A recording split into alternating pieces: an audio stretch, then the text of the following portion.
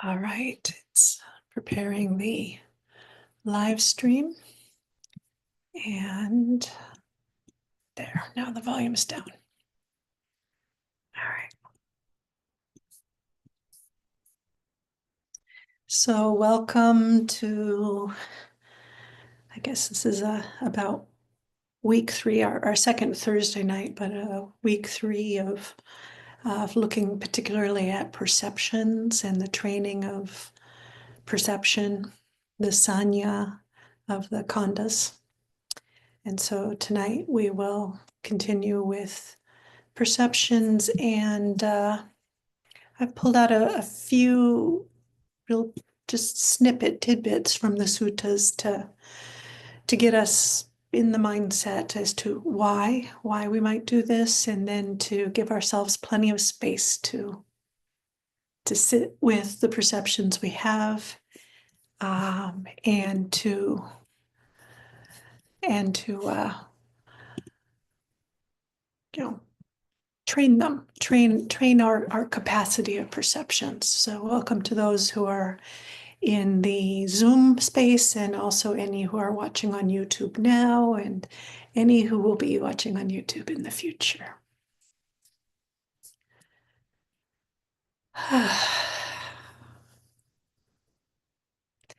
Namo tassa bhagavato arahato samma sambuddhassa.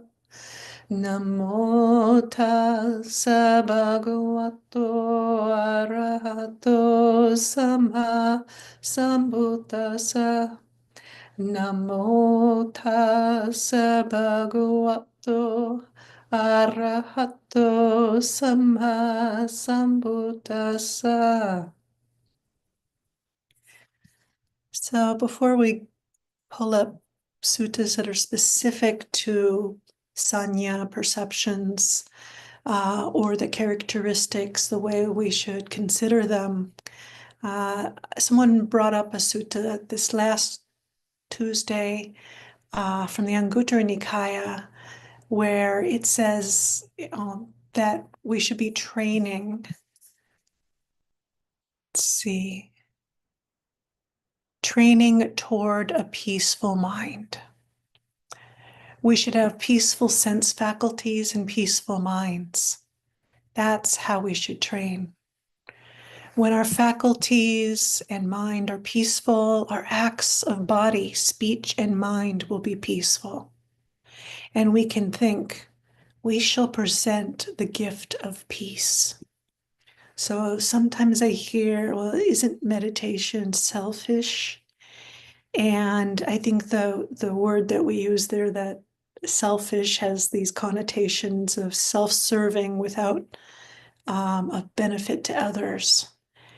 And really, this sutta is helping us to see that when we have peaceful sense faculties, peaceful minds, that in and of itself will lead to acts that are more peaceful in the world by us. And it will also be a gift of peace in the world. So I think in our current world, in each of our individual lives, just remembering this, that how we should train to have peaceful sense faculties, peaceful minds, and this will lead to acts of body, speech, and mind that are peaceful. And we can then think, we shall present this as a gift of peace. All right. So with that kind of shaping our perceptive qualities this evening, or wherever you are in the world, time of day, let's look at listen to some of the suttas on what are perceptions. I'll make a few comments, and then we'll have a lot of space for silent perceiving, each of us on our own together, which is a wonderful way that we can practice on our own together. So the first of this, we've probably heard the different similes for the khandhas, the form, feeling, perceiving, the conceiving and consciousness. And the one that goes with the kanda of sanya, perceiving, is the image of a mirage. So the sutta that we find that in, I'm having a little bit of difficulty with my notes tonight. They seem to be, here we are.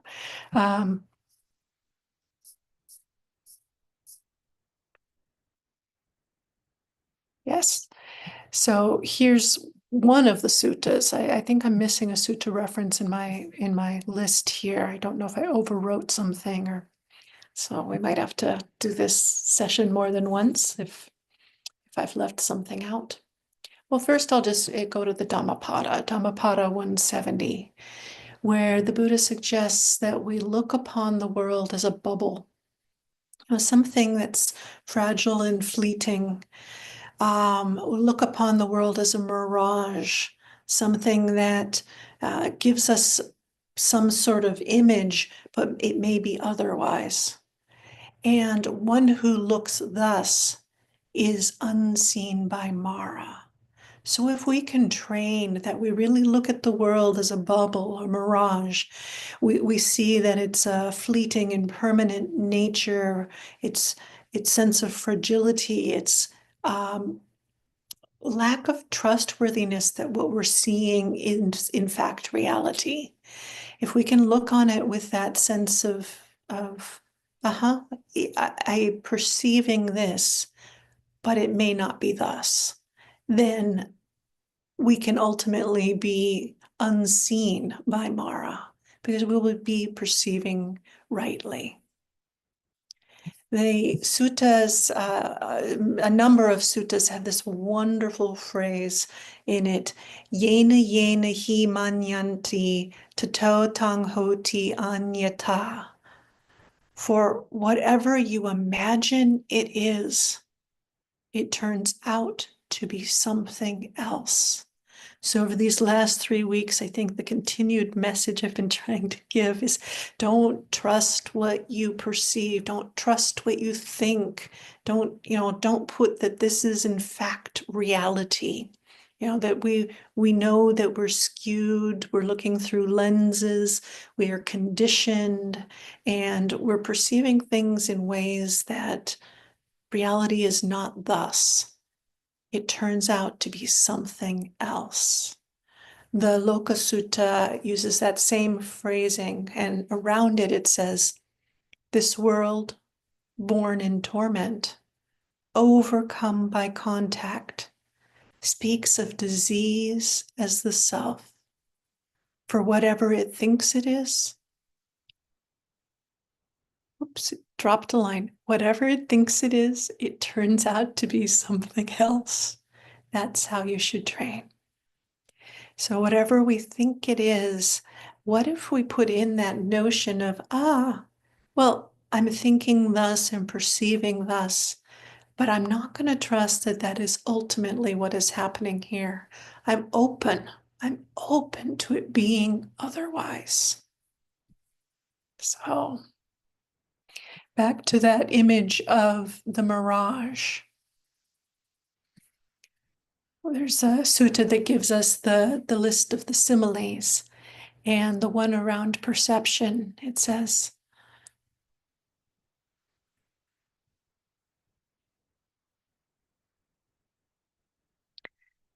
when we contemplate and examine carefully, it would appear to them as completely vacuous, hollow, and insubstantial. So we're talking about the perceptions here. When we contemplate and examine them carefully, they appear actually as empty, vacuous, hollow, empty, insubstantial. For what substantiality could there be in a mirage? In the same way, a person sees and contemplates any kind of perception at all, whether past, present, or future, internal or external, it turns out to be something else, So this is um, really important that if we look with the attitude of mirage, then we can have uh, a much more gentle, humorous, soft, open, um, not with a stuck view approach to out in the world and particularly our meditation. So, an example of a meditation that I might have experienced, or you might have experienced, or any of us, will be sitting, maybe just kind of noticing we're with the breath, and then our attention, something going on in my knee. It really hurts. I remember when it hurt like this, and I talked to somebody and they said that, yeah, they had to have surgery. Oh, I know people really can hurt themselves, and maybe it has to be amputated. And so this is something we've talked about, how that perceptive quality can quickly run amok.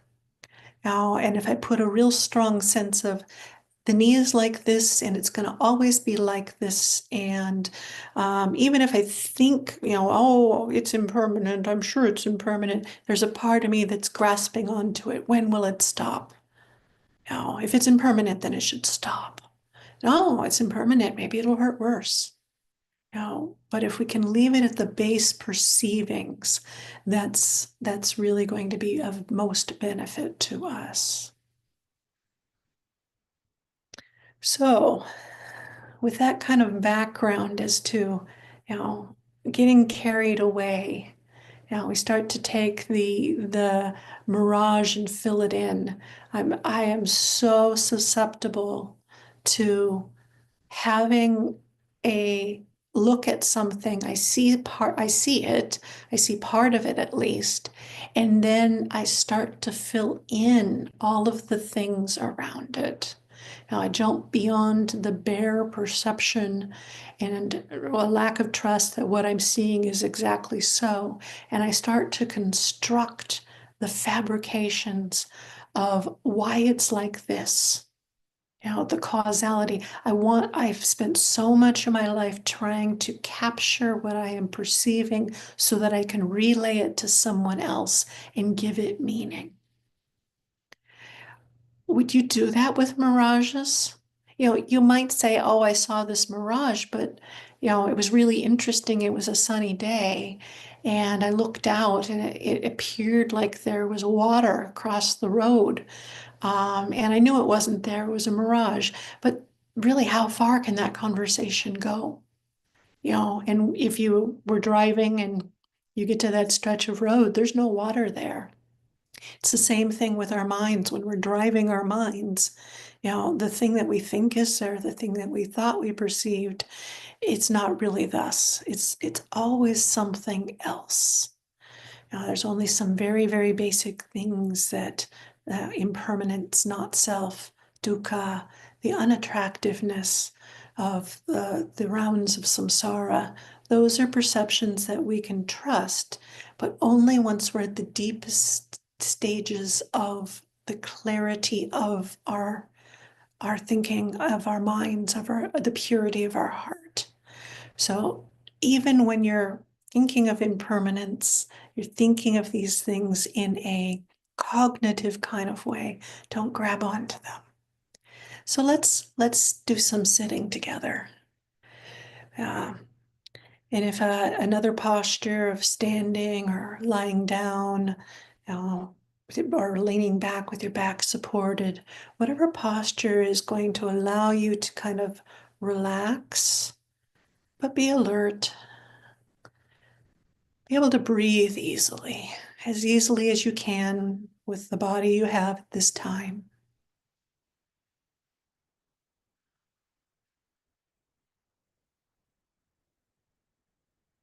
Now, our perceptive qualities, notice the state of this body right now. I'm noticing some, fatigue and just general, kind of like my voice is a little raspy.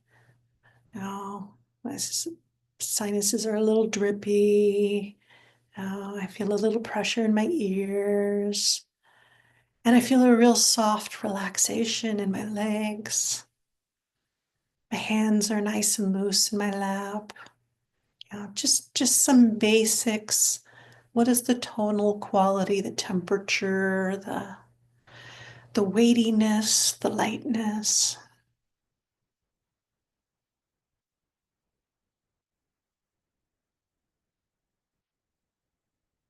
And if the mind moves on towards, the stories of the sensations, just let it be back to what you're sensing.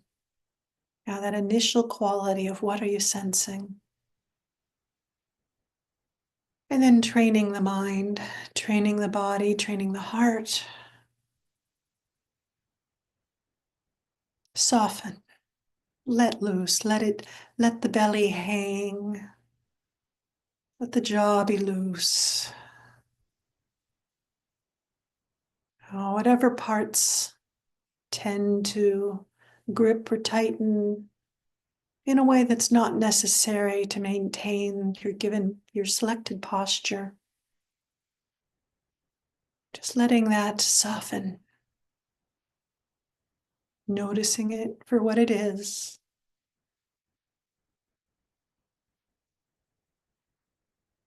And sending a sense of warmth to that, of joyful, happy, kind care to that area that's constricted.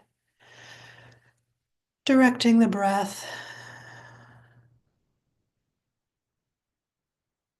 And then letting the breath just move.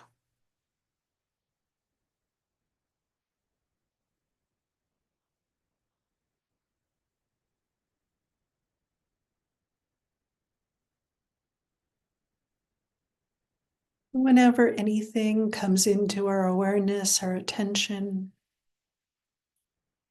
maybe the only label we use, if we are using labels today, is mirage.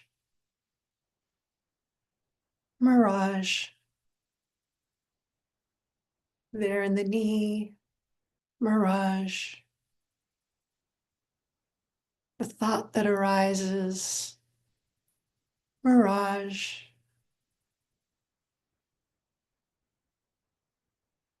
And like a mirage, know that it'll just sparkle in the sunlight for a little while.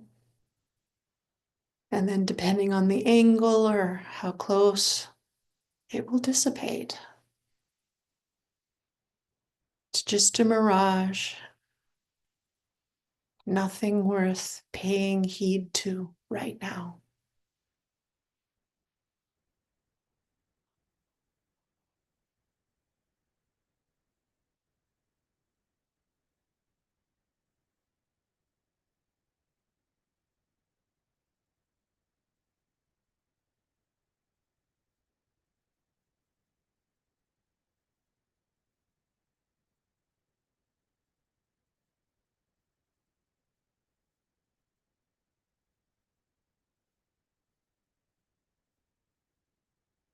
Mirage.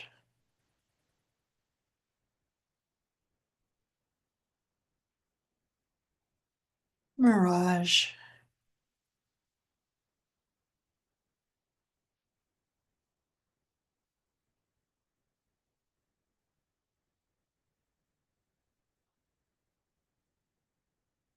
Softening and relaxing.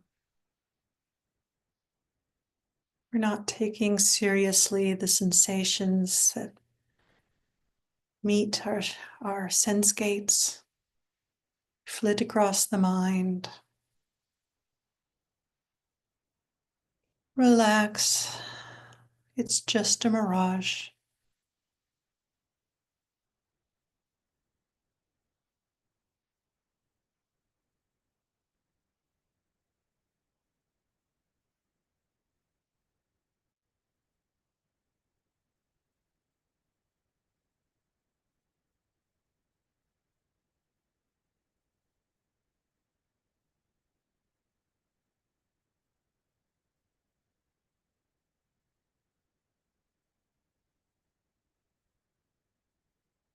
willing to experience any peacefulness, softening that emerges,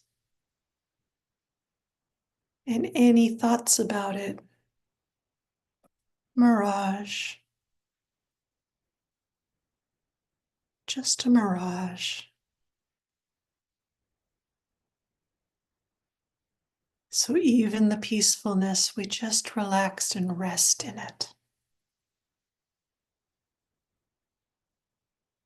Everything we're perceiving, mirage, just resting, relaxed.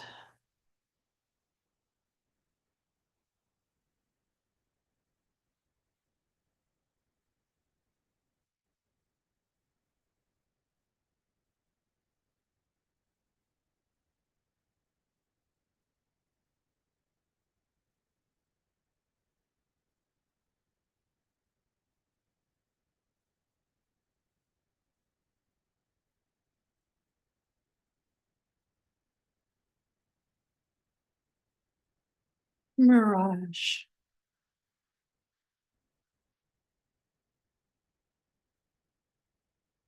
resting and relaxing, trusting this is a gift to settle and still.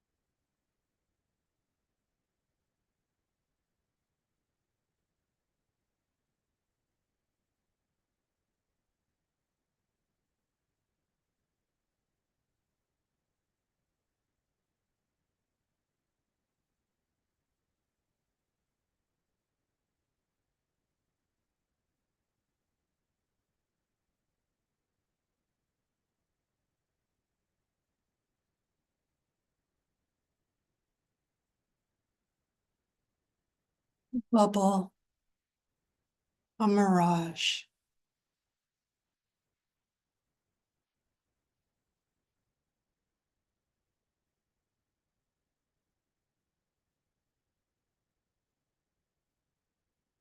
Letting go, softening.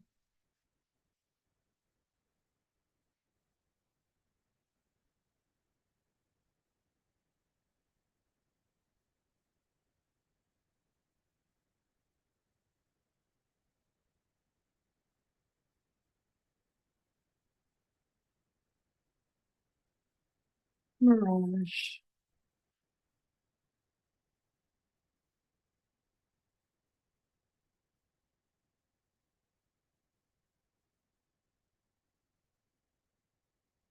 sparkling, changing, fading away.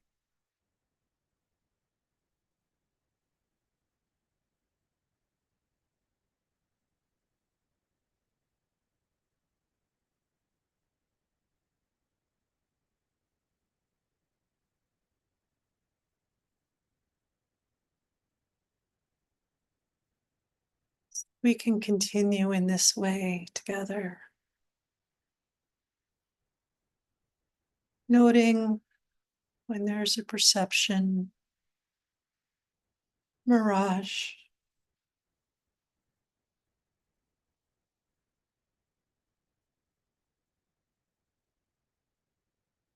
resting in the spacious, bright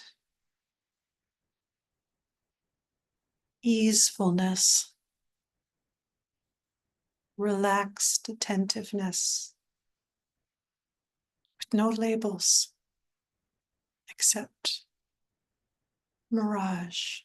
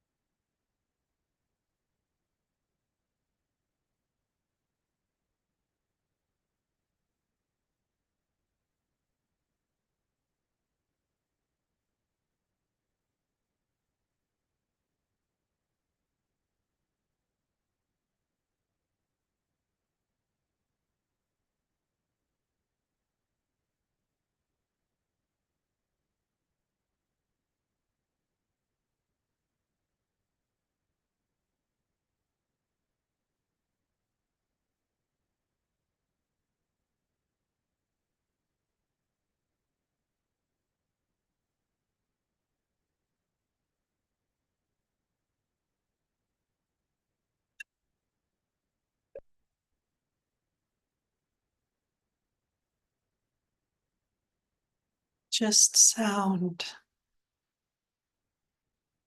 Everything else, mirage.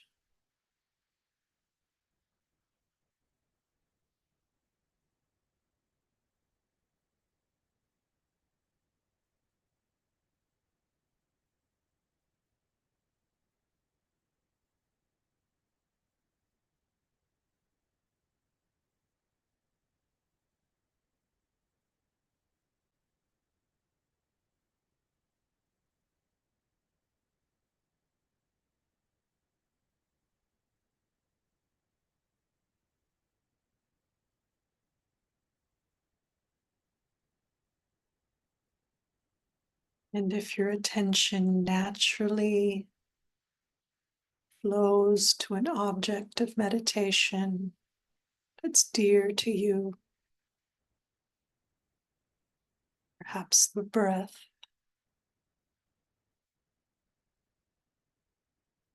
let the attention rest there, just perceiving the bare movement of breathing. No thoughts around it, just breathing.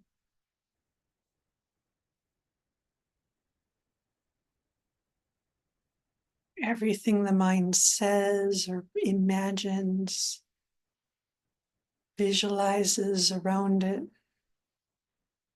mirage. Just come to be attentive of an object of meditation.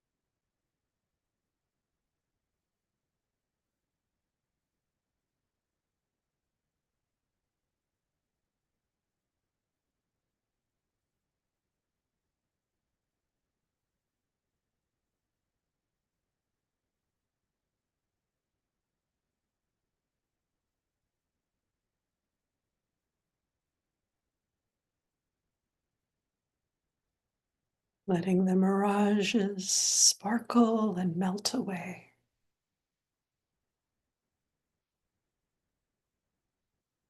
We're left with a soft,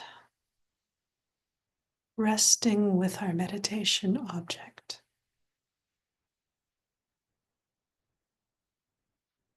Attentive, at ease, peaceful.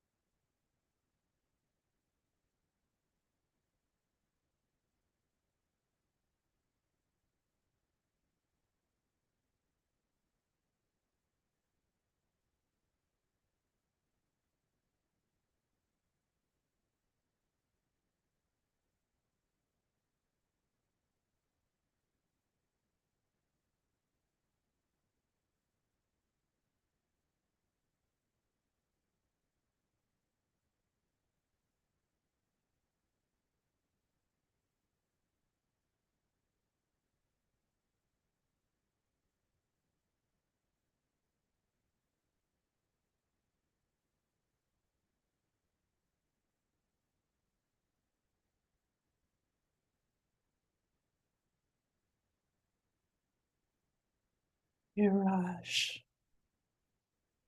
Wispy. Without attaching, just mirage. Resting in what's peaceful.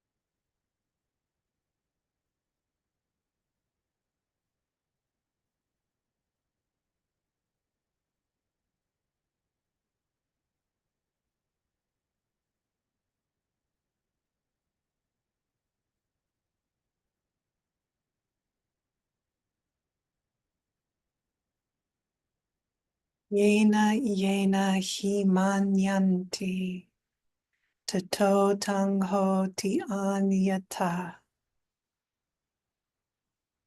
Whatever you imagine it is, it turns out to be something else.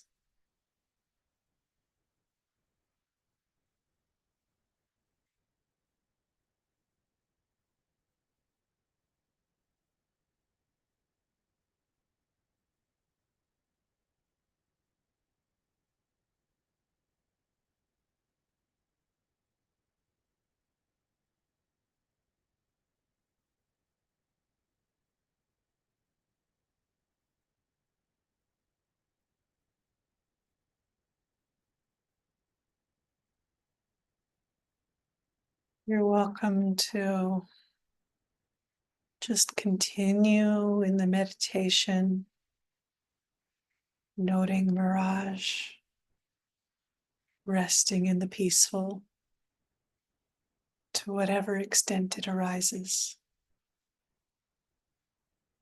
or to carry this out into your day, into your evening.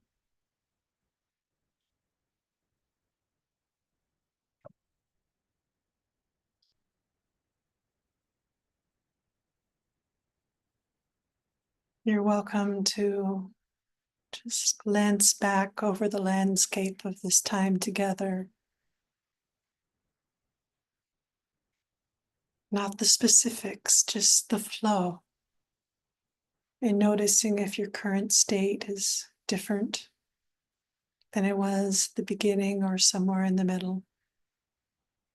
Just a note.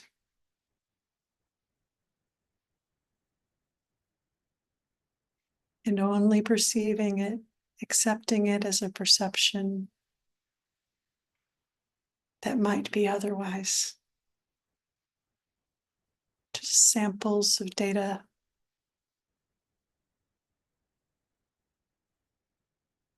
A hypothesis,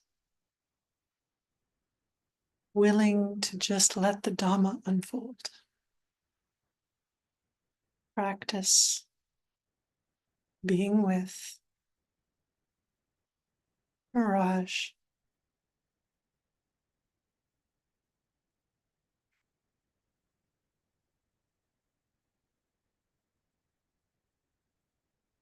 So I think I will stop the live streaming just so it won't go on interminably. And then I'll stop the Zoom and continue to sit. And you're welcome to do so if you're